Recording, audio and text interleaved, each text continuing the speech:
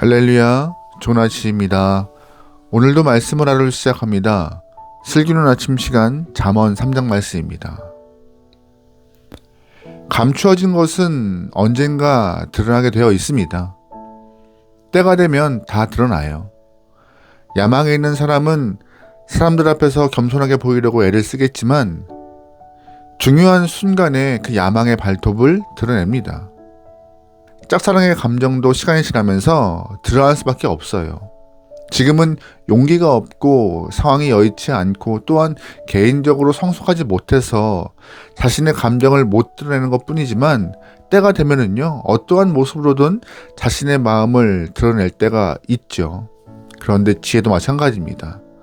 겉모습만 보고는 지혜로운 사람인지 미련한 사람인지 알 수 없습니다. 하지만 그 중요한 순간에 선택의 순간이 되면은요, 그 사람이 가지고 있는 지혜의 정도를 알 수 있어요. 우리는 계속 잠언을 보고 있습니다. 잠언의 1장과 2장에서는 지혜의 동의어를 훈계와 명철이라고 말하고 있습니다. 하나님께서는 훈계를 통하여서 사람을 지혜롭게 허락하시고 분별력 있는 명철을 허락하십니다. 지혜는요, 가만히 있어서 생기는 것이 아니에요. 하나님께서 창조하신 광장으로 뛰어나와야 그곳에서 정직한 삶을 성실하게 살 때 얻을 수 있는 것이 지혜입니다. 여러분 삶이 하나님의 허락하신 그 삶 안에서 지혜를 충만하게 경험할 수 있는, 얻을 수 있는 여러분의 삶이길 소망합니다. 오늘 잠언 3장에서는요, 그 지혜로운 자를 분별할 수 있는 방법을 알려주고 있어요. 오늘 말씀을 쭉 읽어보면 명령형으로 되어 있지만 사실 지혜로운 사람의 삶의 태도를 가르치고 있는 말씀입니다. 하나하나 살펴보면서 나는 과연 지혜로운 사람인가 돌아볼 수 있는 귀한 시간 되길 소망합니다. 아멘. 5절 말씀입니다. 너는 마음을 다하여 여호와를 신뢰하고 내 명철을 의지하지 말라. 아멘. 먼저 지혜로운 사람은 어떤 사람이에요? 마음을 다하고 여호와를 신뢰하는 사람이 지혜로운 영혼이라고 말하고 있습니다. 물질을 의지하는 사람은 물질을 잃어버렸을 때 세상 전부를 잃어버린 것과 같은 느낌을 경험합니다. 사람을 의지하는 사람은 친구의 배신을 통하여서 말할 수 없는 상실감에 빠지기도 하죠. 그런데 여호와 하나님을 의지하는 사람은, 하나님 한 분만 의지하는 사람은 사람에게 배신을 당하거나 물질의 손해가 있어도 크게 흔들리지 않습니다. 왜냐하면 하나님의 손길을 기대하고 신뢰하고 있기 때문이죠. 그러니까 나를 사랑하시는 하나님께서 나를 가만히 두지 않을 것을 믿기 때문에 흔들리지 않는 것이에요. 우리가 믿고 신뢰할 만한 대상은 하나님이십니다. 하나님은요, 창조주이시며 지금도 세상 만물을 다스리시고 주관하시고 계시는 하나님 아버지이십니다. 하나님의 능력만 봐도 우리가 손해본 물질을 회복시킬 능력이 차고 넘치시지만, 또한 배반당한 인간관계도 원상복구시키실 만한 분이지만 꼭 회복시키지 않으시더라도 하나님은 우리를 푸른 초장 맑은 시냇가로 인도하셔서 치유하시기에 하나님은 신뢰하는 것이 가장 지혜로운 모습임을 오늘 본문은 말하고 있어요. 오늘 이 시간 우리의 마음속을 살펴볼 수 있으면 좋을 것 같습니다. 내가 과연 누구를 의지하고 누구를 신뢰하는지 묻고 답하시면서 내가 믿는 대상이 누구인지 확실히 알아가면 좋을 것 같아요. 6절 말씀입니다. 너는 범사의 그를 인정하라. 그리하면 내 길을 지도하시리라. 스스로 지혜롭게 여기지 말지어다. 여호와를 경외하며 악을 떠날지어다. 아멘. 6절 말씀에 범사라는 말이 있습니다. 이 말은 뭐예요? 모든 일을 말하는 것이에요. 본문에서는 내가 일하고 있는 전문 분야에서도 하나님을 인정할 수 있어야 그것이 지혜로운 모습이다라고. 다시 말해서 지혜로운 사람은 모든 일에서 하나님을 인정하는 사람이라고 말하는 것입니다. 예를 들어 기계를 다루는 엔지니어는요, 그 분야에서 최고의 전문가가 되기 때문에 자신의 삶에 자긍심을 느낍니다. 하지만 그도 하나님을 인정해야 하는 것이죠. 기계에는 내가 정통한 지식을 갖고 있고 내가 전문가니까 내 지혜로 해결해야겠다, 이러한 태도는요, 신앙인으로서 바르지 못한 것입니다.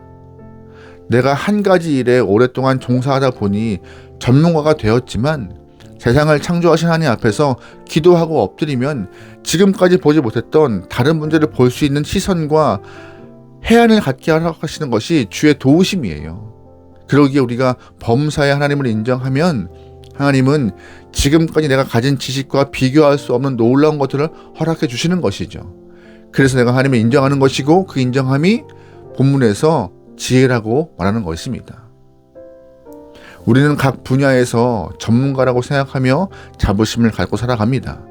하지만 그 자부심이 지나치면 자만이 되고 교만이 되어서 하나님은 싫어하세요. 하나님은 자만하고 교만한 사람 미워한다는 사실을 여러분 꼭 기억하셔야 합니다.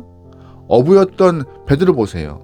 베드로는 갈릴리 호숫가에서 잔뼈가 굵은 사람이었기 때문에 어느 포인트에서 어떤 물고기가 나오는지 잘 알고 있는 사람이었습니다. 그런데 그 베드로가 목수였던 예수님의 충고를 듣고 깊은 곳에서 그물을 던지는 순종의 모습을 보입니다. 만약 베드로가 내가 전문가이고 내가 어부인다는 생각이 강했으면 예수님의 충고를 들었겠습니까? 안 들었죠. 그렇다면 예수님과의 깊은 만남도 이루어지지 못했을 것이고요. 순종하고 범사의 그를 인정했기 때문에 베드로는 주님을 만나는 축복을 얻었고 경험했습니다. 오늘 우리가 하루 살아가면서 세상을 창조하신 전능자 하나님을 인정하는 그 모습이 꼭 필요합니다. 하나님의 전능하심을 인정해야지만이 주의 말씀에 순종할 수 있고 말씀에 순종해야 하나님의 함께 하심을 경험할 수 있는 것입니다. 여러분 그러기에 오늘 하루 하나님을 인정하며 고백하는 영혼 되면 좋겠습니다. 아멘. 9절 말씀입니다. 내 재물과 내 소산물의 처음 익은 열매로 여호와를 공경하라. 아멘. 지혜로운 사람은요 하나님을 1등으로 우선순위에서 가장 위에 놓는 사람이라고 말하고 있습니다. 하나님께서 소산물 중 처음 익은 열매를 가져오라 하시는 것을 여러분 잘 이해하셔야 합니다. 하나님께서는 가진 것이 부족해서 우리에게 가져오라 하시는 것이 아닙니다. 하나님은 우리에게 세상 모든 것을 주셨어요. 건강도, 직업도, 일터도, 삶의 터전도 다 주님이 주신 것이죠. 하나님은요, 지금 우리가 누리는 모든 것을 하나님이 주셨음을 잊지 않게 원하시는 것이에요. 열심히 1년 농사를 짓고 일해서 처음 익은 열매의 수산을 얻었습니다. 내가 수고해서 얻은 열매라고 생각하고 내가 먼저 가지고 사랑하는 사람에게 줄 수 있어요. 그런데 그런 모습 속에서 하나님을 인정하는 모습을 볼 수 있을까요? 없다는 것입니다. 이것은 지혜가 아니에요. 정말 지혜로운 사람은 지금 살아가는 삶의 근원의 힘이 어디에서 온 것인지, 누구에게서부터 온 것인지 분명히 깨닫고 힘 주신 이를 인정하고 표현하는 것이 지혜로운 것인데, 본문은 하나님이 모든 것을 허락하시고 주셨기 때문에 그를 인정하고 높이라고 말하고 있는 것입니다. 그것이 지혜라고 말하는 것이에요. 하나님을 인정하고 고백할 때 하나님께서는요 우리 인생의 곳간을 차고 넘치게 하실 것입니다. 아멘. 11절이에요. 내 아들아 여호와의 징계를 경영하지 말라. 그의 꾸지람을 싫어하지 말라. 대저 여호와께서 그를 사랑하시는 자를 징계하시기를 마치 아비가 그 기뻐하는 아들을 징계함 같이 하시느니라. 아멘. 지혜로운 사람은요 징계를 사랑으로 받아들이는 사람입니다. 징계는요 훈련이나 고난이라 읽어도 무방한 단어인데요, 하나님께서 우리에게 주시는 훈련과 고난, 그 징계를 가볍게 여기지 말라라고 본문은 말해요.